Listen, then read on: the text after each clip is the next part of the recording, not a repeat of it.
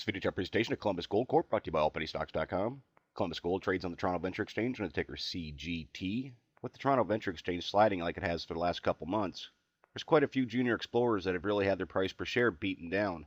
Columbus Gold is particularly interesting right now because it's formed a new base of 48 cents. And that would be my key point of focus right now for this chart. See if it's going to start to take on some upward pressure, form a hook, and try and bounce off this bottom. Recently a bullish cross with the MACD, clearly still dealing with a downtrend.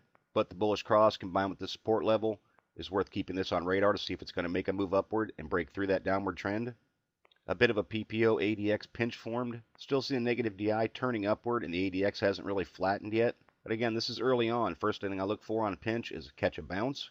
Then I look for the PPO to continue to trend back towards zero to perhaps indicate that the stock has found a bottom.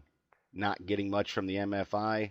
Looks like there has been a little bit of upward pressure, but that indicator is still in bear chart territory. I do like the look of the accumulation distribution, with this upward pattern making a new higher high is indicative that there's some buying pressure in this play, and that's also shown in the Chaikin money flow, which by holding in the green for the last month says that buying pressure is outweighing selling pressure. CCI also trying to put itself together an upward trend, holding above negative 100 is key. Full stow shows that some momentum is coming into the play, but as always I want to see that indicator pop through 50 and trend on the upper half of it. See, for the last couple months, basically down below 50. It's bearish momentum in the play. I want to see it flip-flopped and trending on the upper half. Trix lagging indicator. Looks like it's flattening out now, much like the MACD, and a bullish cross could be coming. RSIs still struggling to show any momentum. Again, going right along with when this started falling apart from up here around 81 cents. That's just a good example right there of what happens when the RSI can't get through 50, can't get any positive momentum in the play.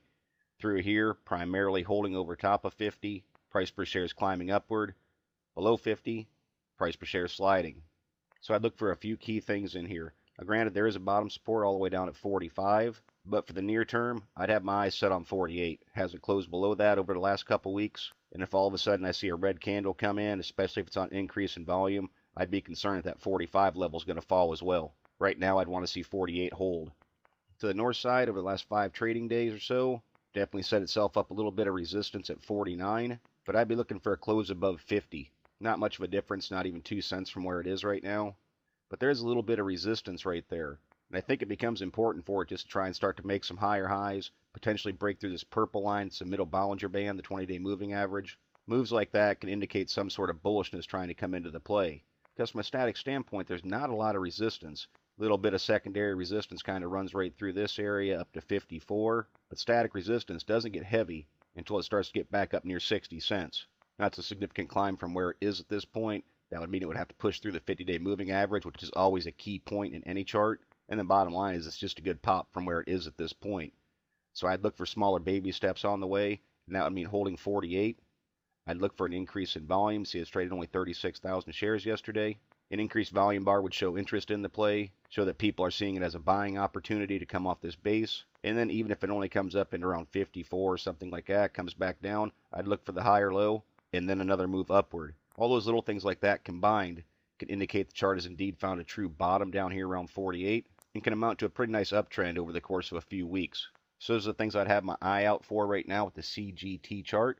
But as always, it's merely my interpretation. I'm not a financial consultant. Strongly encourage you to do your own proper due diligence. Consult with a qualified financial advisor before making any investment decisions. Past performance is not a guarantee of future results. Please visit the allpenny-stocks.com website to view the full disclaimer disclosure, and do not base any investment decisions upon any material found on the website and/or its video chart. No person employed by All Penny Stocks is a registered investment advisor or licensed broker-dealer. Thank you for watching, and trade smart.